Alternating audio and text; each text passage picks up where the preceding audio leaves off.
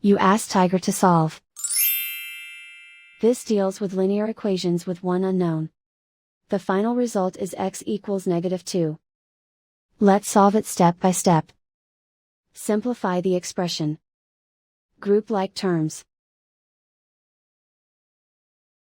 Simplify the arithmetic. Group all constants on the right side of the equation. Subtract 8 from both sides.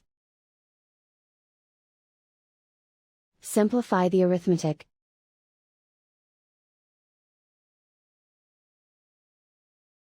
Isolate the x.